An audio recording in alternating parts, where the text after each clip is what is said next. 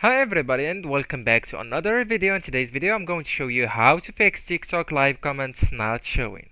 So you just need to get to your profile from that icon below this one, and then I just want you to go to this three vertical lines on the top right side, tap on them, and then go into settings and privacy. Alright, scroll down until you see cache and cellular, and then I want you to tap on free app space option. Here you can clear the cache, clear cache from here, and then refresh your TikTok app.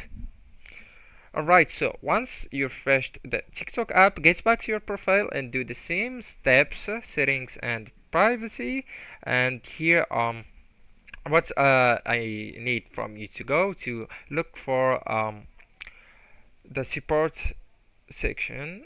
Alright, so support and about, and tap on report a problem and look for viewing live. Alright, so here you can go to live and viewing live. Right, so from here you can see I can't see comments in live, or whatever the problem, just tap on the problem that you have, and then tap on yes, and alright. So here you can send your feedback to the support of TikTok, and they will review it and will fix the problem for you.